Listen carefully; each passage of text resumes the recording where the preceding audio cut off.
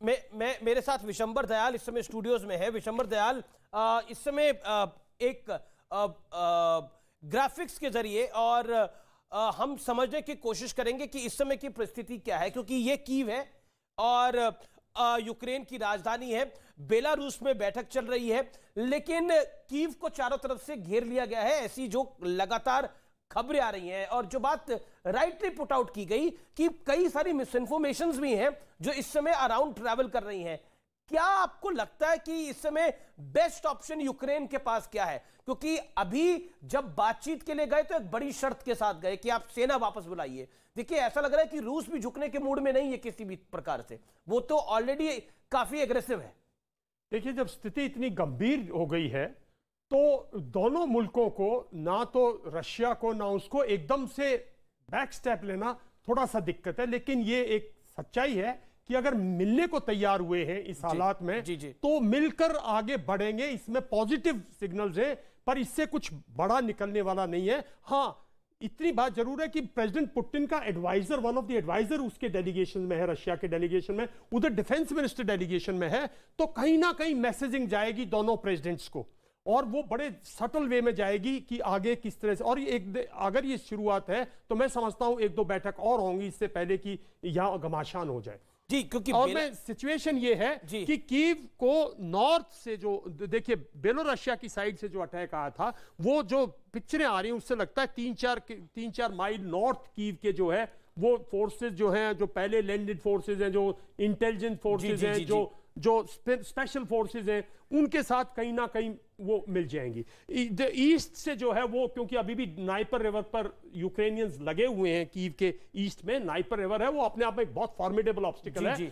तो यहां मैं समझता हूं अभी तक रशियन फोर्सेस जो है नाइपर नदी को पार नहीं कर पाई होंगी। और साउथ से जो है अभी भी आना जाना है, ऐसा नहीं है कि कीव दिल्ली की तरह है, कम से कम 700 किलोमीटर का उसका सरकमफ्रेंस है, ओवर 700। तो ऐसा नहीं है कि साउथ से निकल नहीं सकते या साउथ से आ नहीं सकते, लेकिन रीएनफोर्समेंट्स यूक्रेन की टाइड अप है। देखिए, ईस्ट में टाइड अप है। जी। ईस्ट में जहां दोनेस्क और लुहांस्क में जहां रेबल्स का कंट्रोल था, वहां जो है टाइड अप है, क्योंकि वहां से अभी तक 10-12 किलोमीटर की जो है उन्होंने प्रोग्रेस किया। रशिया उनको टाई डाउन करना चाहता है। फिर नॉर्थ इसके जो डॉनबास का एरिया है, उसके अंदर अगर आप नॉर्थ में देखें तो यहां पे अपना जो खार्किव है अभी अगर, क्योंकि 5 दिन हो गए हैं, युद्ध ये जारी है, अब आपको लगता है कि अभी खिंचेगा, या आपको लगता है कि वी आर जस्ट देयर, कि खत्म समाप्त हो सकता है? देखिए, बहुत गलत धारणा एक बना दी गई है कि भाई जो शुरू में हम लोग बोल रहे थे कि भाई ऐसे नहीं, ये फेजेस की वॉर है, और वो एक फेज लेते हैं, एक वार्निंग देते हैं। पॉपुलेशन है, वो पॉपुलेशन को नहीं नाराज करना चाहते। जो यूक्रेनियन पॉपुलेशन है उसको, अगर पूरी पॉपुलेशन भड़क गई तो अगर आपने प्रेसिडेंट भी बदल दिया तो क्या फायदा है? कितने दिन फोर्स से कंट्रोल करोगे? पॉपुलेशन का नुकसान नहीं करना चाहते। अगर पॉपुलेशन नुकसान तो हुआ है, होगा, वो तो देखिए कोलेट्रल होगा। लोग कहते हैं, देखिए आज यूएन ने बोला है कि भाई 94 आदमी, 94 डेड है, 304 कुछ इंजर्ड है। ये तो अगर एक इतनी बड़ी बड़ी बिल्डिंग्स हैं, अगर एक बिल्डिंग पे भी इस किस्म की मिसाइल लगती है, या कोलेट्रल डैमेज का मतलब है वहां 1-1, 2-2, 4-4 इधर उधर कोई है, तो 5 दिन की लड़ाई में इतनी तो कैजुअलिटी होंगी ना कोलेट्रल। लेकिन रशिया नहीं चाहता। क्या अगर मैं ओवरऑल देखूं, क्योंकि बहुत सारे क्लेम्स आ रहे हैं कि यूक्रेन ने इतने मार दिए हैं, रशिया के जवानों को मार दिया है, इतने टैंक गिरा दिए हैं, दूसरी तरफ रशिया ने यहां तक, वो कीव तक पहुंच रहा है Russia. What is the exact situation according to you? देखिए, एग्जैक्ट सिचुएशन तो मैं नहीं समझता, कोई भी बता सकता है, लेकिन जो इनिशियल उसका एम था, इन्वेड एंड ऑक्यूपाई, जो इन्वेड करिएगा आप, एडवांस कीजिएगा और बेसिस बनाइएगा जहां से आप ऑपरेशन लॉन्च कर सके।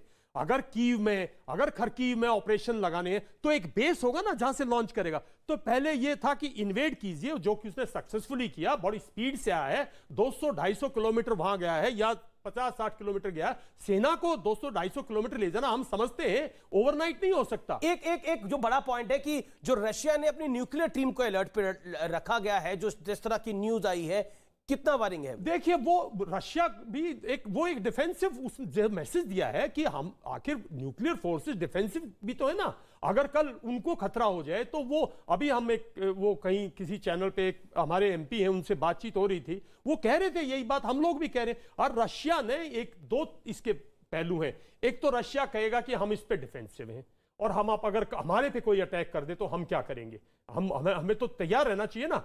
तो वो बिल्कुल जायज बात है। लेकिन एक बड़ी बात यह है कि अगर आप रशिया को चारों तरफ से घेर रहे हो, अगर आप रशिया पे सैंक्शंस लगा रहे हो, रशिया को एयर फ्लाइट बंद कर रहे हो, रशियन सिटीजन में भी तो निराशा है कि इस लड़ाई से हमें नुकसान हो रहा है। उनमें तो जो यूरोपियन नेशन है, जो उनकी पॉपुलेशन है, उस पर इसका कितना डर होगा साइकोलॉजिकल। वो पॉपुलेशन जिसने 70 साल पहले बिल्कुल ध्वस्त देखा है, सेकेंड वर्ल्ड वॉर में बिल्कुल तबाही देखी है, और अब उसने बोला था मैं अटैक करूंगा, लोगों ने बोला नहीं करेगा। जैसे हमारे लोग भी समझते रहे, पेरेंट्स भी, बच्चे भी, कि नहीं नहीं कुछ नहीं होने वाला। तभी तो ये हालत है हमारी। अगर कोई भी प्रोएक्टिव लेता कि नहीं होगा कुछ और कुछ प्रबंध किया जाए तो आज ये हालत नहीं होती।